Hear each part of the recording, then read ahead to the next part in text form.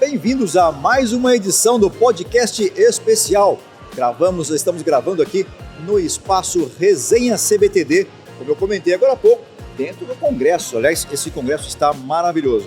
E para esse bate-papo nosso aqui, eu trouxe hoje Antônio Medeiros, meu amigo. Tudo bem? Tudo bem, Cris? Tudo em ordem. Fala uma coisa, você foi palestrante aqui, né? Fui. Ontem pela manhã eu dei minha palestra aqui no CBTD. Antes de você me contar do tema que você abordou, me fala da emoção de ser um palestrante num evento desse. Bom, desde 2016 eu trabalho dando palestras em empresas e congressos. E 2016, quando eu comecei, o meu sonho era vir conhecer o CBTD como congressista. Uhum. E acabou que em 2021, 22 e 23 eu conheci o CBTD em 21 e 2021, 22 e 23 eu tenho vindo como palestrante. Então é uma realização de um sonho e todas as vezes que a gente pisa no palco de um grande evento como esse, com certeza é uma emoção diferente. Boa! Você estava me contando agora há pouco aqui que a tua palestra teve um tema, né? A magia do líder engajador. Eu gosto muito de trabalhar, Antônio, com os entendimentos das palavras. Define para mim o que é líder e depois me define o que é engajador antes de você contar a palestra para a gente. Bom, eu costumo dizer que o líder é como se fosse um equilibrista. O líder é o equilibrista que faz vários pratos girar ao mesmo tempo. Então, quando alguém me pergunta assim, Medeiros, o que é o líder? O líder é o artista que consegue equilibrar o prato da missão, das necessidades da sua equipe ou das pessoas, mantendo sempre o foco com a cultura organizacional. Então o líder, ele tem 3 pratos que ele não pode deixar de girar em nenhum momento. Em todos os momentos, ele está girando o prato da missão, da tarefa, daquilo que ele tem que cumprir, daquilo que ele tem que fazer. Ao mesmo tempo, ele tem que ter o foco nas pessoas, porque liderança só existe porque existem pessoas. E todo o trabalho que ele fizer voltado para a missão e voltado para o atendimento das pessoas precisa estar balizado pelos valores e pela missão da empresa. Perfeito. E engajador? O que para você a definição, para você não, né? Obviamente, o que é a definição de engajamento para ser esse engajador? O Instituto Gallup soltou uma pesquisa há pouco tempo atrás que diz o seguinte, que cerca de 21% apenas dos colaboradores do mercado nacional, do mercado brasileiro, estão totalmente engajados com aquilo que eles estão fazendo dentro das empresas. Uhum. E é notório para nós que a cada dia que passa existem mais distrações dentro das empresas, dentro de casa, naquilo que você vai fazer, cada vez mais a gente tem mais opções e isso causa uma distração natural nas pessoas.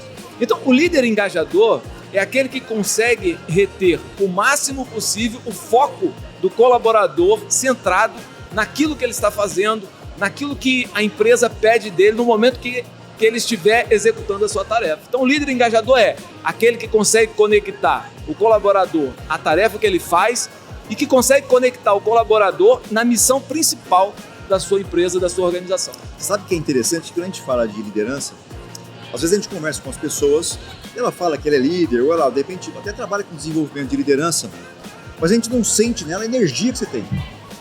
Muito obrigado. Tenho certeza que você é um baita líder. Bom, eu costumo dizer que os meus liderados é que dizem, né? Se eu sou um bom líder ou não sou um bom líder. Mas com mais de 30 anos trabalhando de norte a sul do Brasil, atuando à frente de equipes de alto desempenho, tive a oportunidade de trabalhar fora do Brasil, liderando equipes da ONU. Uau. E eu posso dizer para você que sempre fui muito feliz nas minhas relações. Porque eu costumo dizer o seguinte, que liderança é um processo que só existe porque as pessoas existem. Você não lidera cadeira, você não lidera conta bancária, você não lidera projeto, você só lidera pessoas. Perfeito. Você gerencia material, você gerencia cadeira, você gerencia dinheiro, você gerencia projeto, mas liderar você só lidera pessoas. Pelo seguinte, a cadeira não muda o comportamento, o dinheiro não cresce no banco com o seu comportamento. A única coisa no mundo que muda com o seu comportamento são as pessoas que estão à sua volta. Então liderança só existe porque existem pessoas. Então eu costumo sempre dizer que o verdadeiro líder é aquele que consegue olhar para o colaborador e ver a pessoa que existe por trás do uniforme, por trás do crachá. E quando você desenvolve a pessoa, você desenvolve a organização. Quando você investe no colaborador, você está investindo na organização. E quando você investe nas pessoas que estão te sustentando ou apoiando a missão que você cumpre, você está investindo em você. Porque quanto mais forte elas ficam, mais forte você fica. Quando você tem esse entendimento, você passa a olhar a liderança de uma forma diferente. Tá ok? De onde vem essa energia aí? Olha, eu costumo dizer o seguinte, que a verdadeira pessoa, ela nasce 2 vezes, talvez 3 vezes, né? A primeira, quando ela vem ao mundo. A segunda, quando ela se conecta com Deus, com algo que ela acredita, e ela consegue entender que ela faz parte de uma coisa muito maior e que ela precisa dessa proteção, dessa força para sobreviver. E a terceira é quando ela descobre o porquê que ela veio ao mundo. Quando ela descobre aquilo que faz o coração dela bater mais forte, aquilo que faz ela vibrar. E uma das coisas que eu mais gosto de fazer é falar sobre liderança, ministrar treinamentos ao ar livre com o tema de liderança, ministrar treinamentos indoor. Então eu acredito que uma das minhas maiores contribuições para o mundo é formar líderes melhores para que a gente possa formar um mundo melhor. Então, essa descoberta é o terceiro pilar. É o terceiro pilar. Que legal. E você leva isso provavelmente para os seus treinamentos, para as palestras, como é que é isso? Olha, existem 3 tipos de treinamentos ou palestras que a gente ministra. Tem a palestra normal, a clássica, essa palestra de 1 hora, 30 minutos, 40 minutos, quanto a empresa necessitar. Existem os workshops indoor que a gente faz dentro de sala de aula com vivências, utilizando Lego, utilizando jogos, utilizando material, metáforas, enfim. E existe o treinamento outdoor, que a gente utiliza diversas técnicas para trabalhar não só a parte emocional, mas a parte técnica do líder. Como que o líder suporta situações em que ele é exposto a ter que decidir rápido, a ter que decidir sob pressão. Como que o líder ele atua nesses momentos, e a gente traz isso para o dia a dia. A pergunta principal é assim que você reage na empresa? Como que você poderia ter reagido melhor nesse treinamento? Qual seria a melhor resposta que você poderia ter dado diante desse momento de pressão? E como é que a gente leva isso para o dia a dia da empresa? Como é que você pode melhorar na empresa quando você está diante de um obstáculo como esse? Então, são esses 3 tipos, basicamente, que a gente consegue trabalhar. Sabe que quando eu faço palestra ou treinamento, eu não sei se acontece com você, tá? Mas quando eu saio da palestra, estou indo embora, fica na minha cabeça assim, eu devia ter falado tal coisa também, eu podia ter falado tal coisa. Ficou alguma coisa para trás ontem da palestra que você falou? Você falou, eu podia ter também citado isso. Tem alguma coisa, não? Ficou. Ontem eu falei sobre 3 princípios básicos de uma liderança engajadora, tá? O primeiro princípio é a delegação. Tá. Uma das grandes ferramentas que o líder precisa utilizar para que ele consiga engajar as pessoas é fazer a pessoa se sentir importante. Ok. E o outro se sente importante quando ele sente que ele tem responsabilidade no todo. Então, quando você delega, você está dividindo responsabilidades. Isso engaja também, né? Isso. Então, é o primeiro passo do engajamento, é você delegar. O segundo passo é o feedback. Porque quando alguém recebe com constância um feedback, ele começa a perceber que tem alguém olhando para ele. Tem alguém se importando com o que ele vai fazer. E ele se sente importante para o processo. Certo? Então, e o terceiro passo é a humanização do processo. É entender que as pessoas erram, mas dentro de cada uniforme existe uma pessoa que tem um problema, um filho, uma esposa, problema financeiro. Existem diversos outros ecossistemas que giram na vida daquela pessoa. E entender o momento do colaborador é importante para que ele consiga engajar o colaborador. Certo? Quando o colaborador entende que o seu líder entende o momento que ele vive e apoia em momentos difíceis, em momentos complicados, ele consegue trazer esse colaborador para ele. E esse terceiro ponto ontem, eu citei, mas por algum motivo, eu ia dar um exemplo que aconteceu comigo quando eu servia no Rio Grande do Sul, e eu esqueci de dar o exemplo. E depois eu fui para casa e fiquei pensando, poxa, eu não falei do exemplo, eu fiquei me cobrando. E nós não combinamos isso, hein? Nós não combinamos isso. Eu falo para as pessoas que têm habilidade de leitura de mentes. Olha aí. Vou te fazer mais um ponto aqui. Com a explicação que você trouxe, né, sobre o engajamento e sobre esses pontos, seria certo eu dizer, por exemplo, que o engajamento é o encontro da necessidade ou da demanda com a capacidade de entrega? Olha, não necessariamente. Certo. Eu acho que tem mais coisa nisso. Pegando a sua pergunta e falando do exemplo que eu não dei ontem, o exemplo que eu ia citar era o seguinte. Eu servia no Rio Grande do Sul e fazia muito frio, 1 grau, 2 graus. E todas as vezes que eu chegava de manhã, eu ia pra frente da minha sala e ficava no sol ali. Lá eles dizem lagarteando. E eu percebi que um militar entrou sem blusa. E eu perguntei, poxa, como é que ele entra sem blusa num frio desse? Pra quem não sabe, eu sou coronel do Exército aposentado. Na época eu era capitão. E aí, no segundo dia, ele entrou sem blusa. Eu chamei o garoto e falei assim, rapaz, vem cá, por que você entra sem blusa? Ele virou pra mim e falou assim, capitão, o soldado é superior ao tempo. Eu olhei e falei assim, poxa, com certeza não é essa a resposta. Eu chamei um subordinado que trabalhava comigo e eu falei assim, olha, eu quero que você descubra por que esse garoto ele vem sem blusa. E eles começaram a pesquisar e descobriram o seguinte, esse rapaz, ele era filho de uma prostituta. E a mãe dele foi assassinada aos 10 anos no prostíbulo. Desde então, ele foi entregue num orfanato, ele vivia no orfanato. Só que ele era muito grande. E no orfanato, você ganha roupa para criança. E ele já tinha 18 anos, ele já era para ter saído do orfanato, mas ele não tinha mais ninguém na turma.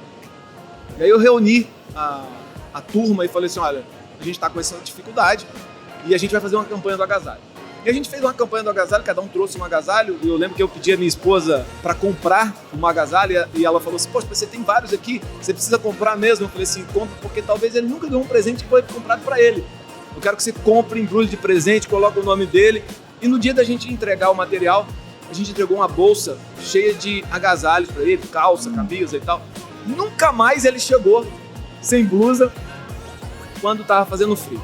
E aí, veja só, ele passou a ser um soldado muito melhor. Ele não era um mau soldado, nunca tinha me dado trabalho, nunca tinha feito nada que desabonasse a conduta dele, mas a partir daquele dia ele foi muito mais produtivo.